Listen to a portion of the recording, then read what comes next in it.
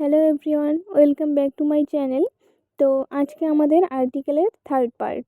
এর আগের দুই পার্টে আমরা আলোচনা করেছিলাম আর্টিকেল কি, আর্টিকেল কত প্রকার, ইনডিফিনিট আর্টিকেল কাকে বলে, ডিফিনিট আর্টিকেল কাকে বলে, আর্টিকেলের অবস্থান এক্সেট্রা। তো আজকে আমরা ইনডিফিনিট আর্টিকেলের অর্থাৎ এ অ্যান্ড অ্যান কোথায় কোথায় বসে না সেগুলো নিয়ে আলোচনা করব। তো প্রথমত যে এ অ্যান্ড অ্যান হলো ইনডিফিনিট আর্টিকেল, ঠিক আছে। তো omission of a and an. Point number 1, a and is not used before only adjective. a এবং an only অ্যাডজেক্টিভের আগে ব্যবহার হয় না।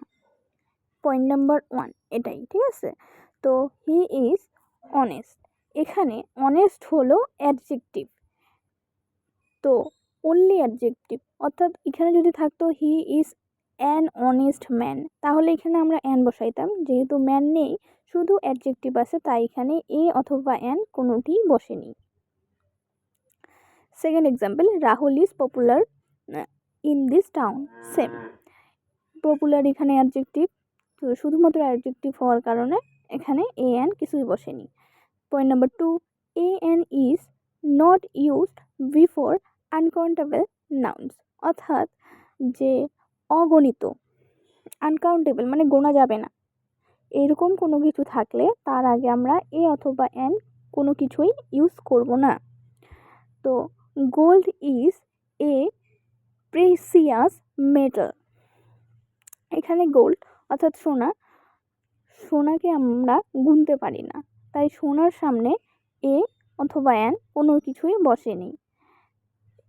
এরপর উই ড্রিঙ্ক এ ওয়াটার, এখানে ওয়াটার অর্থাৎ জল অগণিত, মানে জলকে গোনা সম্ভব নয়, তাই আমরা জলের সামনে এ অথবা অ্যান কোনো কিছুই ইউজ করিনি।